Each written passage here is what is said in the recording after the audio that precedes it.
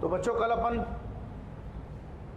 Trigonometric relations पर चर्चा कर रहे थे, बात कर रहे थे कि किस तरीके से हम डिफरेंट एंगल्स के लिए साइन और कॉस की वैल्यू कैलकुलेट कर सकते हैं। बड़े एंगल के लिए भी मैंने साइन और कॉस की वैल्यू कैलकुलेट करना आपको सिखाया। उसी क्रम में बच्चों अपन आगे बात करते हैं कुछ एंगल्स की वैल्यू तो आपको पता होती ही है, जैसे 0 degree, 30 degree, 45 degree, 60 degree, 90 degree और अदर एंगल्स के लिए आप इनकी हेल्प से कैलकुलेट कर सकते हैं। परंतु दो नॉन स्टैंडर्ड एंगल्स हैं जिनकी फिजिक्स में बहुत ज़्यादा ज़रूरत पड़ती है, और वो एंगल्स हैं हमारे 37 डिग्री एंड 53 डिग्री। तो 37 डिग्री एंड 53 डिग्री की वैल्यू कैलकुलेट करने के लिए अपने को इस ट्राइंगल का सहारा लेना होगा। सपोज ये एक राइट एंगल ट्राइंगल है और ये एंगल 37 डिग्री है, ये एंगल इसका 90 डिग्री है, तो ऑब्वियस सी बात है बच्चों ये वाला एंगल इसका 53 डिग्री हो गया। अब होता क्या है बच्चों, ट्राइंगल की एक खास बात है, जो एंगल बड़ा है उसके सामने वाली जो साइड है वो भी बड़ी होगी। जैसे यहाँ पर अगर मैं मान लूँ कि ये 37 है, ये वाली साइड A है, ये 53 है, ये वाली साइड B है, ये 90 डिग्री है, इसकी साइड C है, तो एक चीज़ तो अंडरस्टूड है बच्चों कि इसमें सबसे बड़ी साइड जो होगी वो C होगी और सबसे छोटी साइड जो होगी वो A होगी, यानी A less than B less than C। यानी बड़े एंगल के सामने वाली साइड बड़ी, छोटे एंगल के सामने वाली साइड छोटी होती है। अब साइन 37 जब लिखना हो बच्चों, अगर ये एंगल 37 और 53 डिग्री है तो यहाँ पर सुनो, यहाँ पर A ratio B ratio C जो होगा वो 3:4:5 के इक्वल होगा ऑलवेज।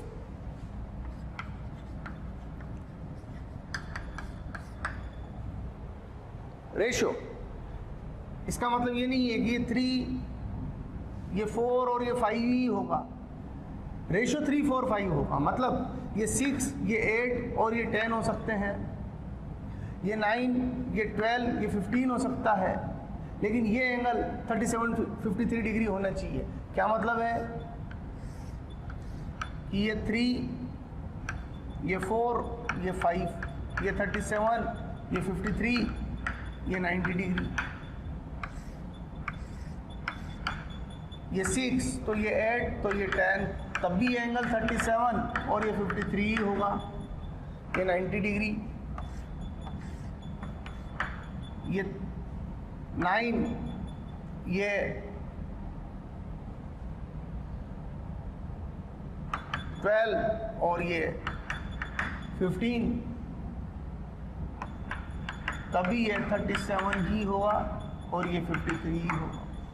आप देखिए 3, 4, 5 का रेशो, 3, 4, 5 का रेशो, 3, 4, 5 का रेशो। जो अपन कंटिन्यू करते हैं, तो इस तरीके से मैं आपको समझा रहा था कि अगर ये 37 और ये 53 डिग्री का एंगल है तो ये वाली जो साइड्स हैं, इन साइड्स का रेशो हमेशा 3:4:5 के इक्वल रहेगा, और इनकी हेल्प से हम साइन 37 की वैल्यू लिख सकते हैं। साइन 37 डिग्री, साइन 37 मैंने आपको बताया था, साइन जो ट्रिग्नोमेट्रिक रेशियो है उसका मतलब होता है परपेंडिकुलर अपॉन हाइपोटेनियस। तो साइन के लिए परपेंडिकुलर हुआ A, हाइपोटेनियस हुआ C, तो इसका आंसर हो जाएगा A/C। A/C का मतलब 3/5। आप यहाँ लिखोगे तो 6/10 लिखोगे और यहाँ लिखोगे तो 9/15 लिखोगे, बट 6/10 का मतलब भी वही है जो 9/15 का मतलब है, जो 3/5 का मतलब है। तो 3/5 बोलिए, 6/10 बोलिए या 9/15 बोलिए, एक ही तो मतलब हुआ। इसी तरीके से cos 37, इस एंगल का बेस ये है, cos की वैल्यू होती है base upon hypotenuse, base upon hypotenuse, तो ये हो गया बच्चों 4/5।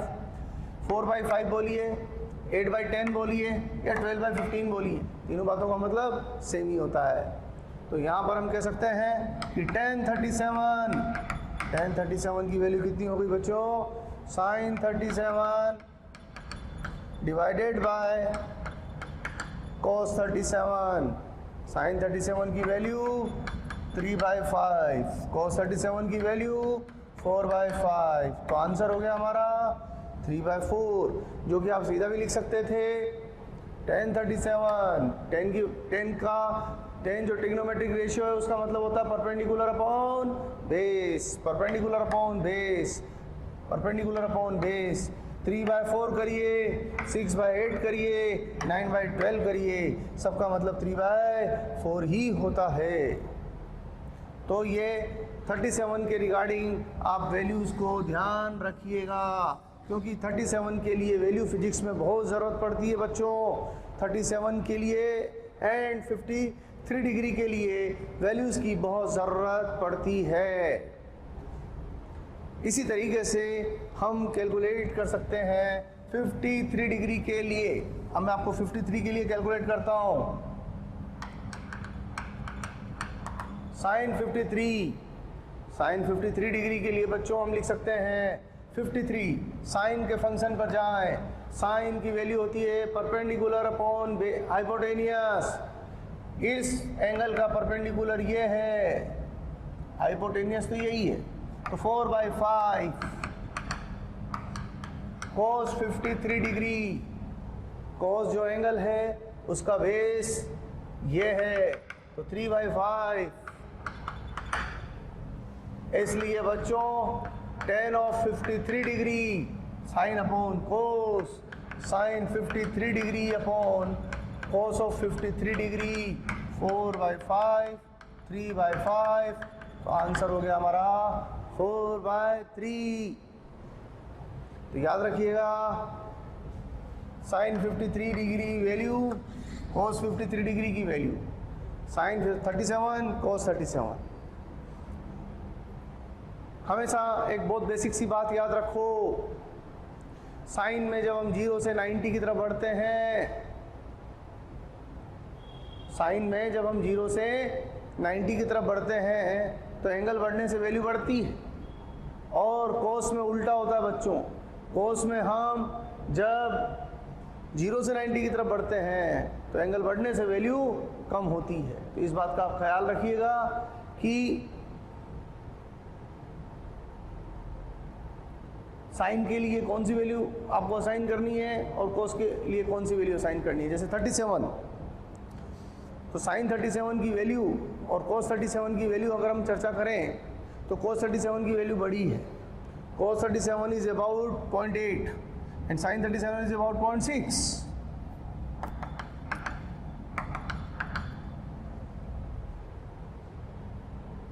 और जब एंगल और बढ़ गया तो ये 0.8 बन गया और ये 0.6 ही रह गया, ये मतलब।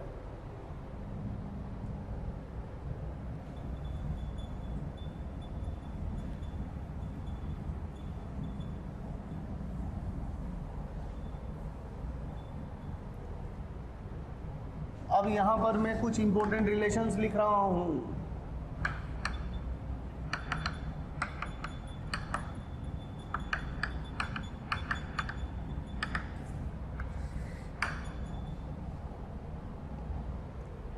यहां पर मैं कुछ इंपॉर्टेंट रिलेशंस लिख रहा हूं बच्चों। Sine square theta plus cos square theta की वैल्यू 1 के इक्वल होती है।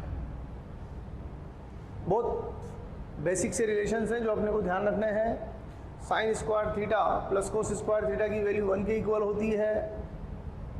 एक तो ये ध्यान रखना है आपको, एक याद रखना है आपको कि साइन 2 थीटा की वैल्यू होती है 2 साइन थीटा कोस थीटा के इक्वल। एक फॉर्मूला याद रखना है आपको, कोस 2 थीटा। कोस 2 थीटा का फॉर्मूला होता है cos square theta minus sine square theta. और कोस स्क्वायर थीटा को यहां से लिख सकते हैं 1 minus sine square theta.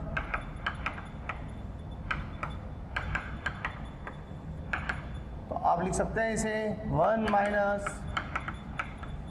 2 sine square theta, ऐसा भी लिख सकते हैं आप इसको। और इसको साइन स्क्वायर थीटा को ऐसे भी लिख सकते हैं, sine square theta 1 minus cos square theta. तो आप लिख सकते हैं यहाँ पर इसको 2 कोस स्क्वायर थीटा माइनस 1। एक तो ध्यान रखिए इसे, एक ध्यान रखिए इसको, और एक ध्यान रखिए इसको।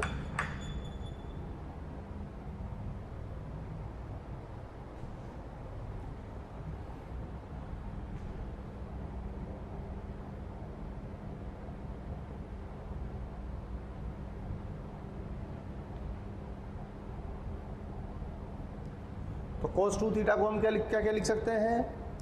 cos 2 थीटा के लिए लिख सकते हैं हम cos square theta minus sine square theta, या फिर लिख सकते हैं 1 माइनस 2 साइन स्क्वायर थीटा, या फिर हम लिख सकते हैं 2 cos स्क्वायर थीटा माइनस 1। हम तीनों में से कोई भी फॉर्मेट इस्तेमाल कर सकते हैं, ये मतलब है।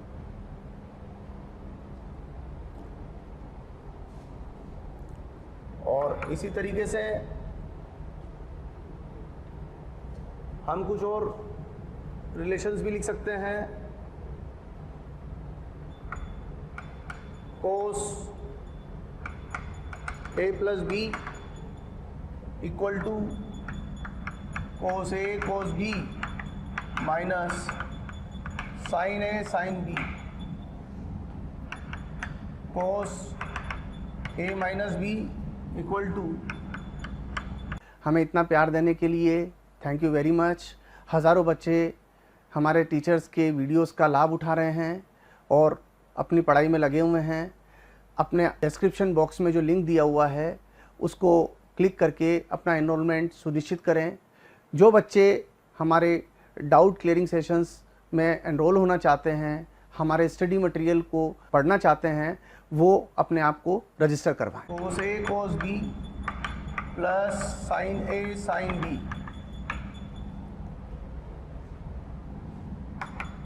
Sign a plus B equal to sine a sine b plus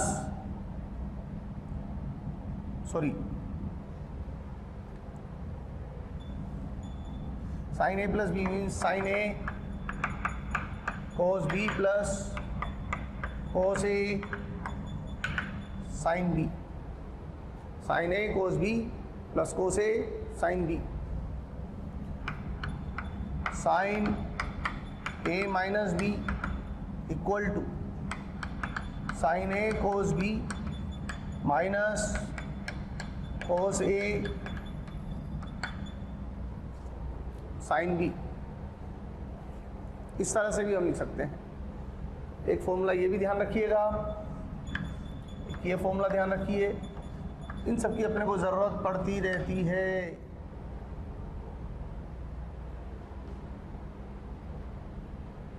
cos a plus B equal to cos a cos b minus sine a sine b, cos a minus b equal to cos a cos b plus sine a sine b। इसी तरीके से sine a plus B equal to sine a cos b plus cos a sine b, sine a minus B sine a cos b minus cos a sine b। अब देखो बच्चों, एक और बात समझने की कोशिश करिएगा।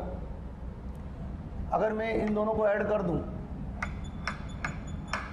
तो ये कैंसिल हो जाएगा, तो हम क्या लिख सकते हैं?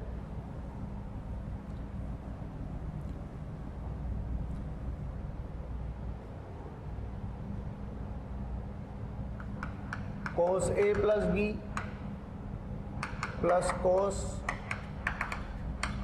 a माइनस बी बराबर 2 cos a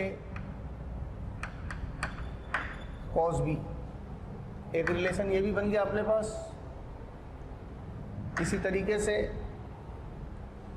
अगर मैं इसमें से इसको माइनस कर दूं, cos a minus b minus cos A plus B, इसमें से इसको माइनस कर दूं, तो इसमें से इसको माइनस करूंगा तो ये माइनस प्लस में कन्वर्ट हो जाएगा, ये कैंसिल हो जाएगा, तो आंसर बनेगा हमारा 2 sin A cos B, 2 sin A sin B, sorry.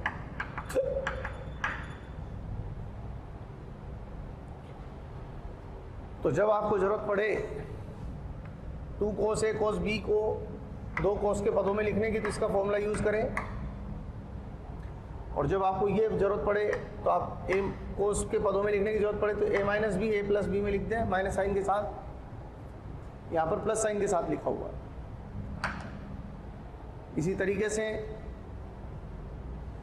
अगर मैं इसको इसके साथ ऐड कर देता हूं तो 2 sin A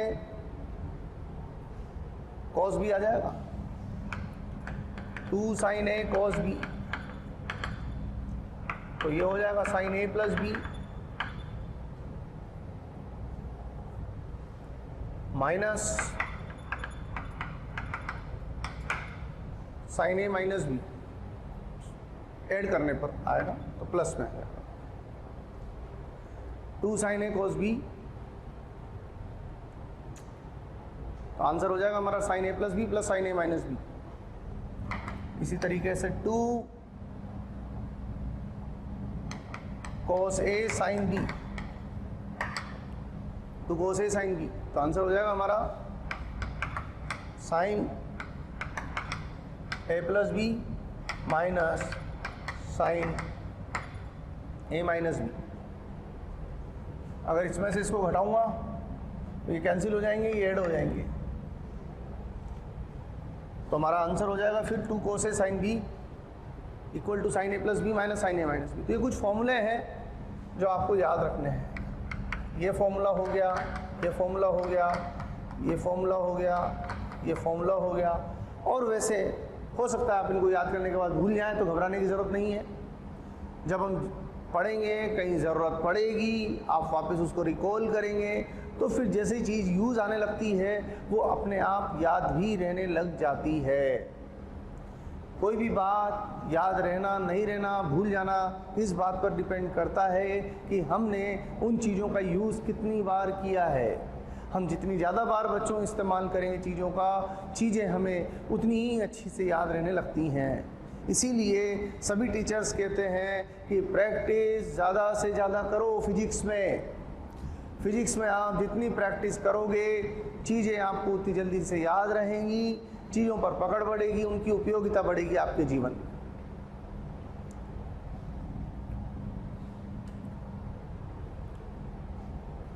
तो मैं नहीं समझता कि अब आपको किसी एंगल की वैल्यू निकालने में या फिर ट्रिग्नोमेट्रिक फंक्शन, ट्रिग्नोमेट्रिक रेशियोज के बीच में रिलेशन लिखने में कोई समस्या होनी चाहिए। अब बच्चों में थोड़ा सा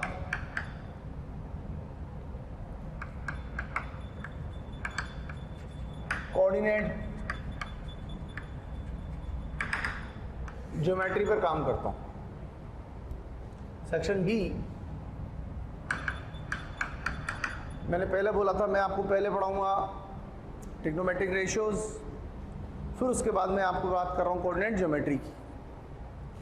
बेसिक आइडिया पे चर्चा कर रहे हैं हम, बेसिक बात पर चर्चा कर रहे हैं, क्योंकि क्योंकि आप लोग मेडिकल के स्टूडेंट हो, तो जब आप फिजिक्स पढ़ते हो तो आपको ट्रिग्नोमेट्री आनी चाहिए, आपको कोऑर्डिनेट ज्योमेट्री का एलिमेंट्री आइडिया होना चाहिए, आपको डिफरेंशिएशन थोड़ा थोड़ा आना चाहिए और इंटीग्रेशन भी थोड़ा थोड़ा आना चाहिए।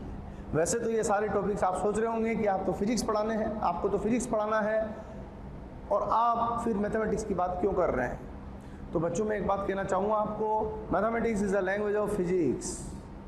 फिजिक्स समझना है तो मैथमेटिक्स का आना एक ज़रूरी चीज़ है।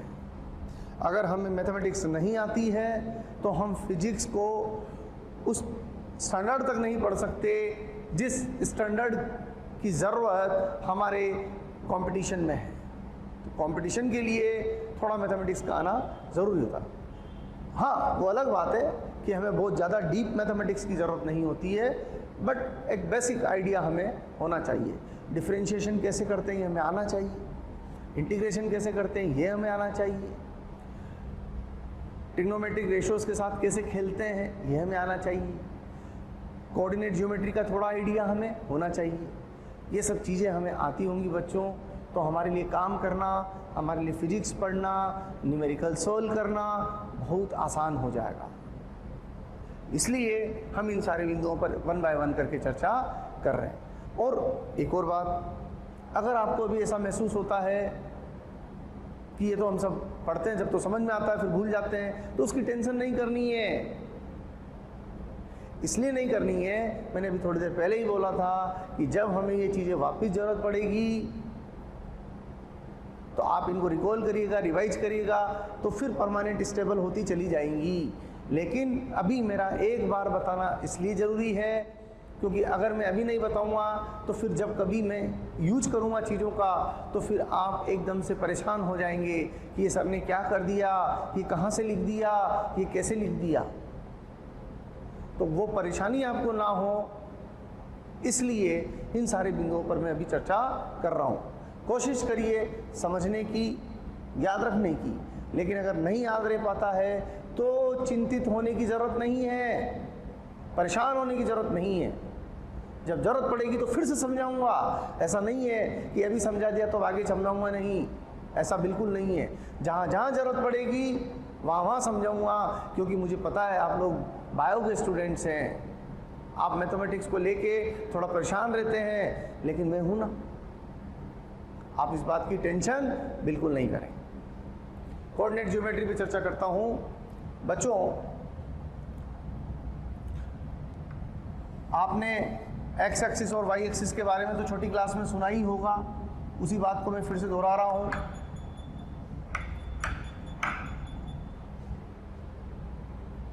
इसे हम कोऑर्डिनेट एक्सिस कहते हैं बच्चों। ये है एक्स एक्सिस और ये है वाई एक्सिस, और ये इनका जो इंटरसेक्शन पॉइंट है इसे हम ओरिजिन बोलते हैं।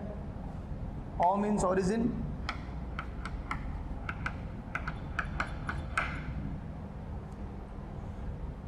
यहाँ 0 और इधर प्लस एक्स, ये 0 इधर की तरफ माइनस एक्स, ये 0 तो यहाँ तक प्लस वाई, और ये 0 तो इधर की तरफ माइनस वाई। तो ये जो पूरी स्ट्रेट लाइन आप देख रहे हैं ये कहलाती है एक्स एक्सिस, और ये वाली जो लाइन आप देख रहे हैं ये कहलाती है वाई एक्सिस। अब कोई भी पॉइंट अगर होता है, इनफाइनाइट पॉइंट्स यहाँ पर लाई कर सकते हैं। पॉइंट मतलब ये पॉइंट हो सकता है, ये पॉइंट हो सकता है, ये पॉइंट हो सकता है, ये पॉइंट हो सकता है, ये पॉइंट हो सकता है, यहाँ हो सकता है, यहाँ हो सकता है, यहाँ हो सकता है। कोई पॉइंट इस प्लेन में, this is plane, this is called X Y plane, X Y plane. And there are infinite number of points in this plane. इस प्लेन में लाई करने वाले पॉइंट्स की संख्या इनफाइनाइट है बच्चों। अब हर एक पॉइंट की अपनी एक स्पेसिफिक पोजीशन है। ये पॉइंट अलग है, ये पॉइंट अलग है, ये पॉइंट अलग है, ये पॉइंट अलग है, ये पॉइंट अलग है। अब सपोज आप इस वाले पॉइंट को डिफाइन करना चाहते हैं। बच्चों हमारे पास रोज़ डिमांड्स आ रही है कि इस टॉपिक पर वीडियो बनाया जाए, इस टॉपिक को समझाया जाए। बच्चों मैं आपको एक बात कहना चाहता हूं कि हमारे YouTube चैनल को सब्सक्राइब करें और उस पर जो बेल आइकन है उसको प्रेस करें ताकि जो भी नोटिफिकेशन है वो आपके मोबाइल पर आ सके। उसका कारण क्या है, जिन वीडियोस की आप डिमांड कर रहे हैं, जिन टॉपिक्स के एक्सप्लेनेशन के लिए आप बोल रहे हैं, वो ऑलरेडी हमारे चैनल पर डले हुए हैं और हमारे यहाँ पर अवेलेबल हैं। आप तक नहीं पहुँच पाए क्योंकि आपने हमारे बेल आइकन को प्रेस नहीं किया हुआ है। इसलिए मेरा निवेदन है, मेरा रिक्वेस्ट है आपसे कि हमारे यूट्यूब चैनल पर सब्सक्राइब करें और उस बेल आइकन को प्रेस करें। इस वाले पॉइंट की लोकेशन को मेंशन करना चाहते हैं तो आप क्या करते हैं, उसके लिए हर एक पॉइंट के अपने एक्स और वाई कोऑर्डिनेट्स हैं बच्चों। अब जैसे मुझे इस पॉइंट की पोजीशन को डिफाइन करना है तो क्या तरीका रहेगा बच्चों, यहाँ से मैं पहले परपेंडिकुलर डालूंगा इसके ऊपर और यहाँ से परपेंडिकुलर डालूंगा इसके ऊपर। यहाँ से लेकर यहाँ तक का जो लेंथ है, दिस लेंथ, वो इस पॉइंट का एक्स कोऑर्डिनेट बनेगा, और यहाँ से लेकर यहाँ तक का जो लेंथ है वो इस पॉइंट का वाई कोऑर्डिनेट बनेगा।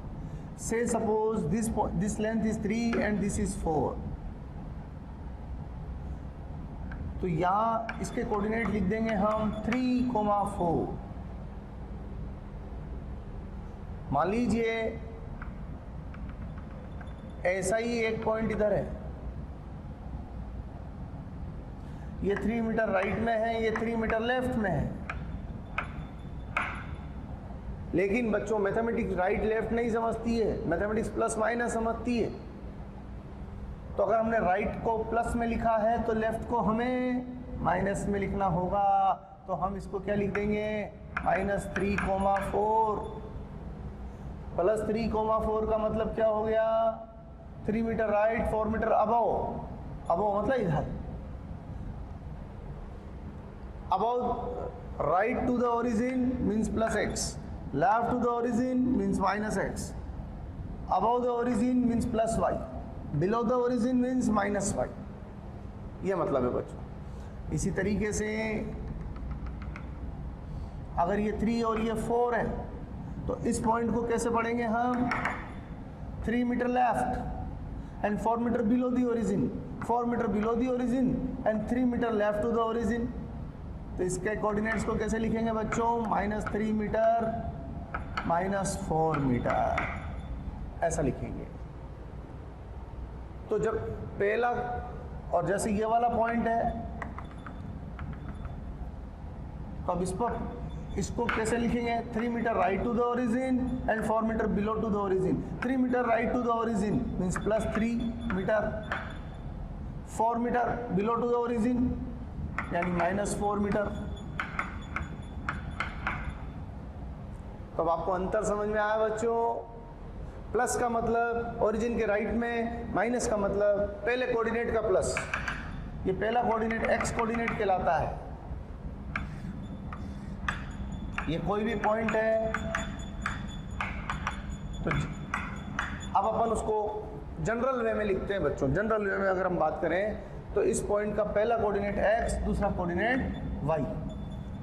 For example XY equals to -6,8 metre, ऐसा लिखा हुआ है। गिवन है XY इक्वल्स टू -6,8 मीटर। तो अब उसको लोकेट करना हमारे लिए बहुत इजी। कैसे, मैंने भी तरीका बताया। ये किसके लिए है, X के लिए। ये किसके लिए है, Y के लिए। साइन के साथ पढ़िएगा। -6 लिखा है तो क्या पढ़ेंगे, 6 metre left to the origin. ये कितना लिखा है, +8। प्लस लगाना जरूरी नहीं होता है, नहीं लगा हुआ है इसका मतलब प्लस में ही समझिए। तो यहाँ पर इसको क्या पढ़ेंगे, 8 मीटर अबव द ओरिजिन। तो इसका मतलब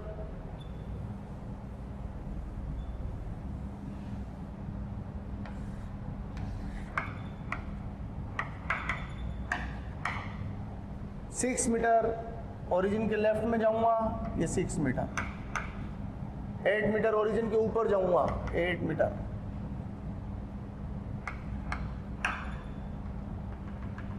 इधर भी परपेंडिकुलर लाइन, इधर भी परपेंडिकुलर लाइन। तो ये जो इंटरसेक्शन पॉइंट आएगा, इस पॉइंट के जो कोऑर्डिनेट होंगे वो -6,8 मीटर के इक्वल हो।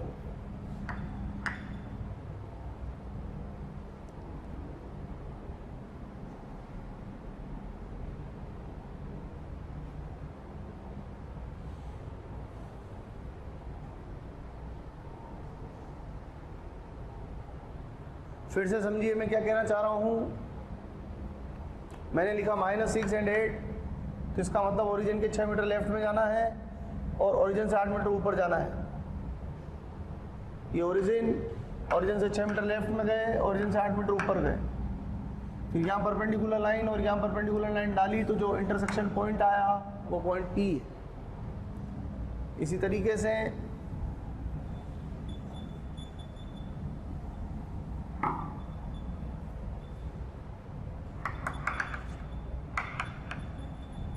Locate point P।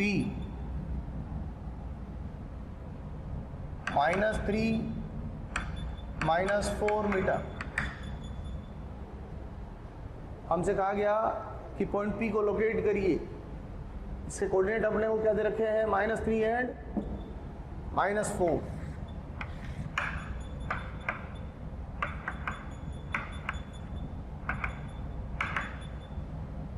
देखिए ओरिजिन के लेफ्ट में 3 मीटर, यहाँ आ गए। ओरिजिन से नीचे 4 मीटर, यहाँ आ गए। तो ये 4, ये 3। यहाँ से और यहाँ से परपेंडिकुलर लाइन डालिए। यहाँ परपेंडिकुलर डाला, यहाँ परपेंडिकुलर डाला, तो ये इंटरसेक्शन पॉइंट, ये पॉइंट हमें क्या बता रहा है कि हमें 3, इस पर पहुँचने के लिए हमें 3 मीटर लेफ्ट में चलना पड़ा और 4 मीटर नीचे चलना पड़ा। तो इसके कोऑर्डिनेट हो गए -3 -4 मीटर। इसी तरीके से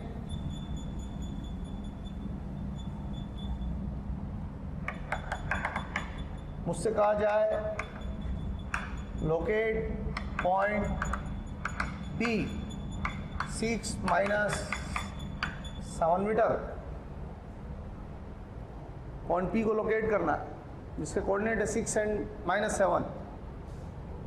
तो इसका मतलब हमें 6 मीटर ओरिजिन से राइट में जाना है और -7 ओरिजिन से नीचे, यानी 7 मीटर ओरिजिन से नीचे जाना है। 1 2 3 4 5 6 मीटर यहाँ। 1 2 3 4 5 6 7, ये 7 ओरिजिन से नीचे आ गए तो ये -7। अगर यही चीज़ मैं ऊपर करता तो +7 लिखता, यही चीज़ मैं लेफ्ट में करता तो -6 लिखता। तो यहाँ से यहाँ तक की लेंथ 7 है, बट ये पॉइंट -7 को रिप्रेजेंट करेगा। यहाँ से यहाँ तक की लेंथ 6 है, बट ये पॉइंट 6 + 6 को रिप्रेजेंट करेगा। यहाँ से परपेंडिकुलर डालूँ, यहाँ से परपेंडिकुलर डालूँ, तो जी इंटरसेक्शन पॉइंट आएगा। ये +6 -7 मीटर को रिप्रेजेंट करेगा।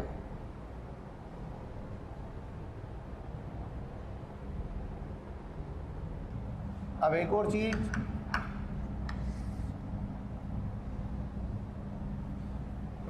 if a point lies on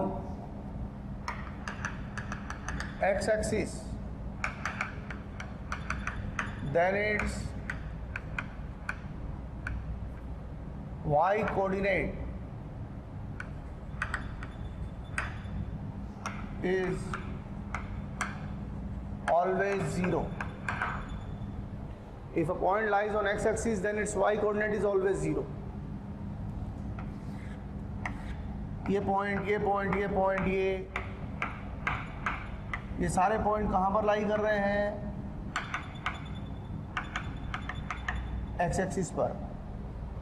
इनकी सबकी खास बात क्या है कि इन सारे पॉइंट्स का जो y कोऑर्डिनेट होगा वो 0 होगा। इसका सबका y कोऑर्डिनेट 0 होगा। जैसे ये 1 है, ये 2 है, ये 3 है, ये -1 है, -2 है, -3 है, तो इसके कोऑर्डिनेट होंगे 1 एंड 0, इसके कोऑर्डिनेट होंगे 2 0, इसके कोऑर्डिनेट होंगे 3 0, इसके कोऑर्डिनेट होंगे -3 0, इसके कोऑर्डिनेट होंगे -2 0, इसके कोऑर्डिनेट होंगे -1 0। If a point lies on x-axis, then its y coordinate will always be 0.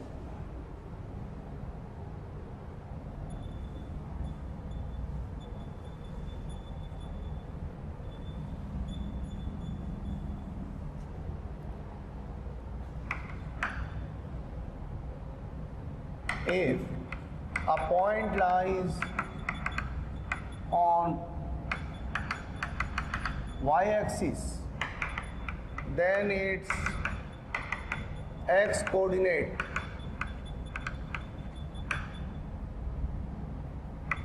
is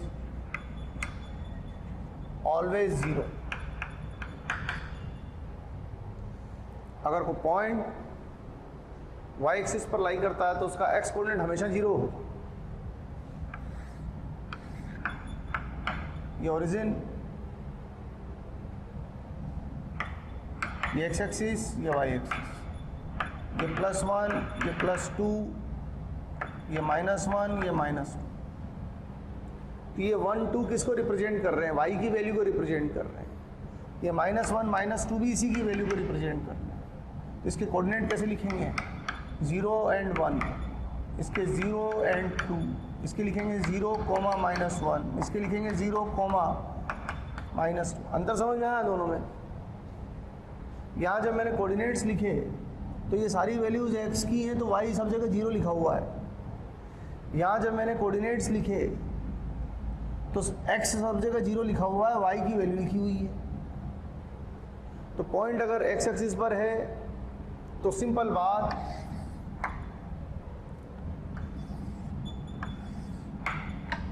इस पूरी लाइन के लिए y = 0, इस पूरी लाइन के लिए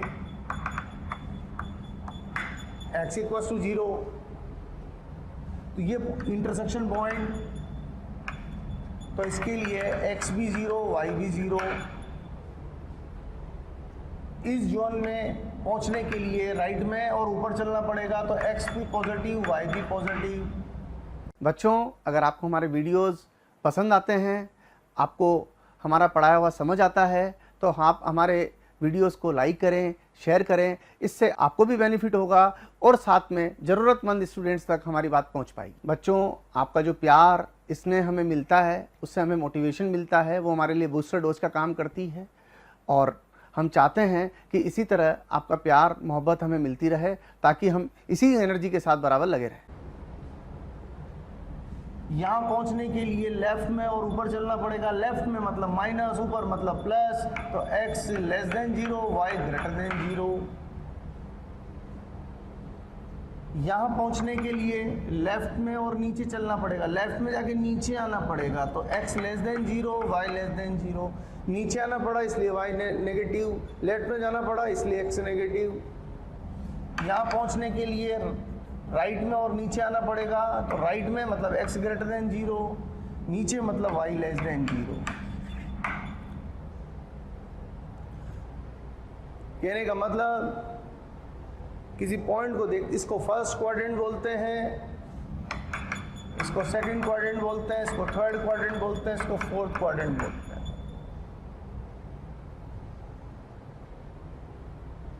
मीन्स आपको बच्चों पॉइंट की साइंस देखते ही समझ में आ जाना चाहिए कि ये पॉइंट कौन से क्वाड्रेंट में लाई करेगा। जैसे मैं लिखता हूँ -3 4, तो आपको तुरंत पता लग जाना चाहिए कि x माइनस का, y प्लस का, इसका मतलब ये पॉइंट सेकंड क्वाड्रेंट का पॉइंट हो गया। अगर मैं लिखता हूँ 6 - 8, तो x प्लस का, y माइनस का। प्लस का मतलब आगे जाना है, y माइनस मतलब नीचे जाना है। तो समझ जाइए कि आप चौथे क्वाड्रेंट में काम कर रहे हैं।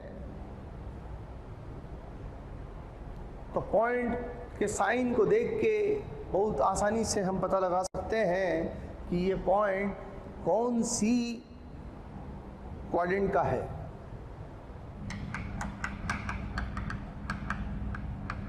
Distance between 2 points.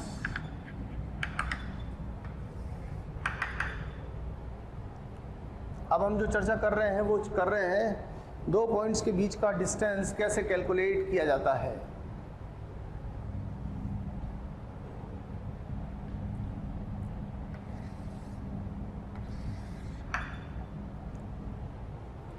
मान लीजिए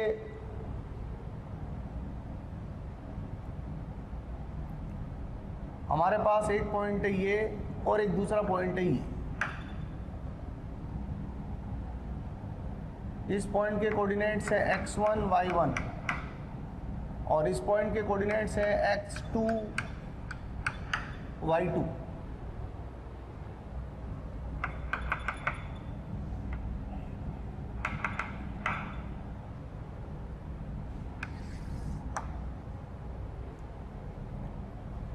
जनरली बच्चों एक बहुत बेसिक सी बात आप दिमाग में रखिएगा, मैथमेटिक्स में जब कोई रिलेशन बनाया जाता है तो x और y को पॉजिटिव एज्यूम करते हुए बनाया जाता है। आप सोचोगे वो तो नेगेटिव भी हो सकते, तो फिर आप पॉजिटिव एज्यूम करते हुए क्यों बना रहे हो? उसका कारण सिंपल है, अगर नेगेटिव होंगे x y तो फिर जब वो नेगेटिव होंगे तो हम उनको नेगेटिव साइन के साथ रिप्लेस कर देंगे, और पॉजिटिव होंगे तो पॉजिटिव रहने देंगे। तो यहाँ पर एक सिस्टम है, हम एक्स वाई को पॉजिटिव लेते हुए इक्वेशन बना रहे हैं। अब जैसे x1 y1 है, तो ये x1 हो गया यहाँ से यहाँ तक का लेंथ, और यहाँ से यहाँ तक का लेंथ ये हमारा y1 हो गया। ये x2 y2 है, यहाँ से नॉर्मल डालिए, तो यहाँ से लेकर यहाँ तक का जो लेंथ है ये x2 हो गया, और ये वाला जो लेंथ है ये y2 हो गया। तो अगर आप नोटिस करें तो यहाँ से यहाँ तक का जो लेंथ है ये x2 माइनस x1 हो गया,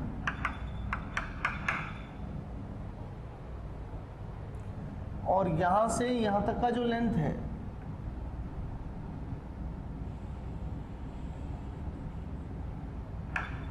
ये y2 माइनस y1 हो गया। और अब हम पाइथागोरस की हेल्प से ये वाला डिस्टेंस हम इजीली कैलकुलेट कर सकते हैं। d can be written as d square. Pythagoras लगाए बच्चों इस वाले ट्राइंगल पर, ये राइट एंगल ट्राइंगल हो गया, x2 minus x1 square plus y2 minus y1 square. Therefore d equal to under root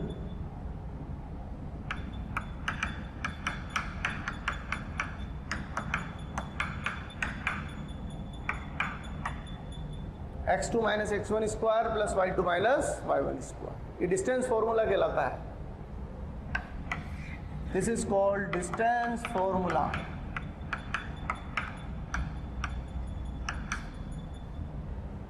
distance formula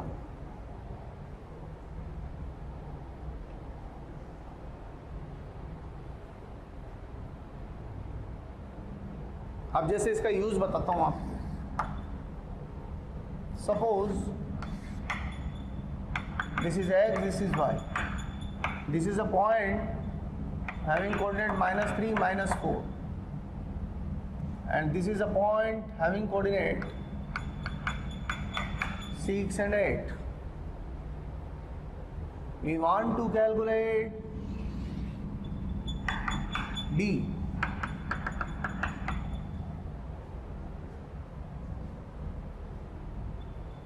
ये हमेशा प्लस में ही लेनी है अपने को। Keep it clear.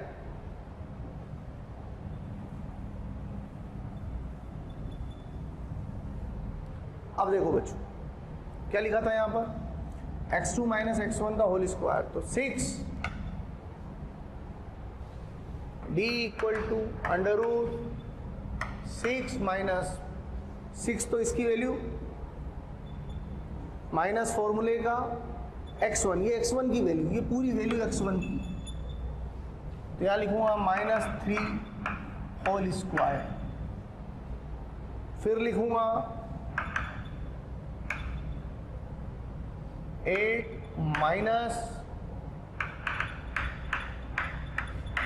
Minus 4 whole square. ये हो गया बच्चों under root 9 square plus 12 square, और ये हो गया 81 और 144 अंडर रूट 225 यानी कि 15 मीटर। अब आपके दिमाग में ख्याल आया होगा कि आपने इसे 0.2 और इसे 0.1 ही क्यों बोला। आप इसे 1 बोलिए, इसे 2 बोलिए, बिल्कुल I am agree with you, but उससे आंसर में कोई फर्क नहीं आएगा।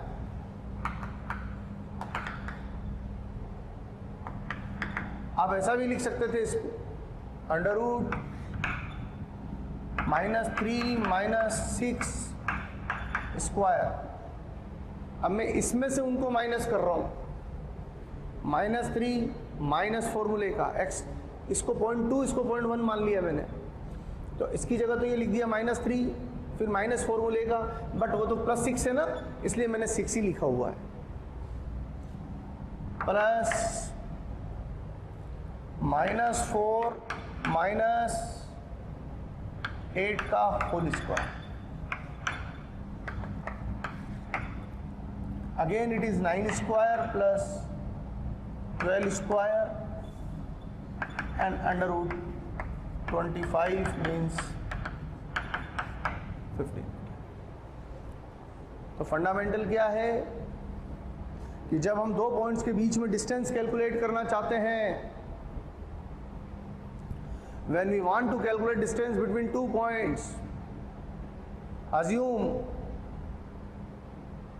point 1 and point 2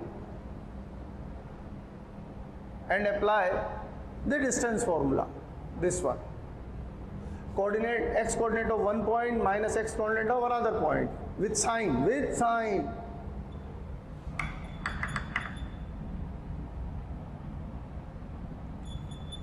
x y with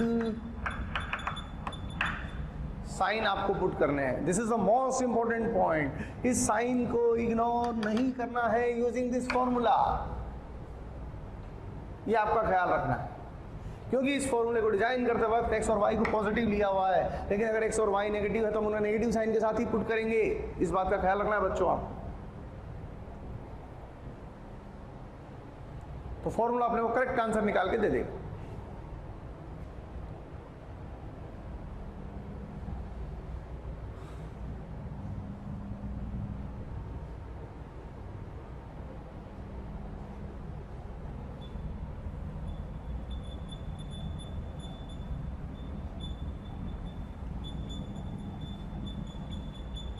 अब जैसे फॉर एग्जांपल ये पॉइंट है, इसका कोऑर्डिनेट +6, ये -3,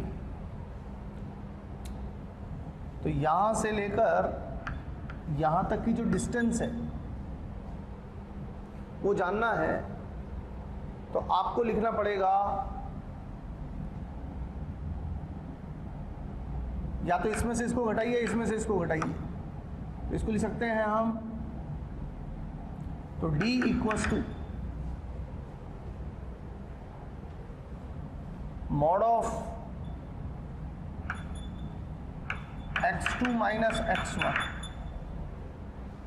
जब हम मोड लगा देते हैं, ध्यान रखना, मोड लगाने का मतलब है आंसर हमें प्लस में लेके आना है। जैसे मैंने यहाँ पर D के फॉर्मूले के साथ प्लस लिखा हुआ था ना, तो क्योंकि तो अंडर रूट में था इसलिए मैंने प्लस में लिख लिया। लेकिन अगर केवल अब क्योंकि इसका y कोऑर्डिनेट भी 0 है, इसका भी y कोऑर्डिनेट 0 है, तो y वाला तो मैटर ही नहीं है। तो दो पॉइंट x एक्सिस पर और डिस्टेंस निकालना हो तो मोड लगा, मोड का मतलब हमें आंसर सिर्फ प्लस में लिखना है। तो इसे लिख सकते हैं हम 6 - -3 और -3 - 6। इसमें से इसको भी सब्ट्रैक्ट कर सकता हूँ, इसमें से उसको भी सब्ट्रैक्ट कर सकता हूँ। इसमें से इसको सब्ट्रैक्ट करूँगा तो 9 आएगा, इसमें से इसको सब्ट्रैक्ट करूँगा तो -9 आएगा। समझ रहे हैं बात को? लेकिन मोड का मतलब है आंसर अपने को जो रिपोर्ट करना है वो प्लस में ही करना है। मोड का मतलब ये होता है, this is called modulus mode. This means answer अपने को प्लस में ही रिपोर्ट करना है, आंसर माइनस में रिपोर्ट नहीं करना है आपने, ये मतलब है इसका। अब जैसे मान लीजिए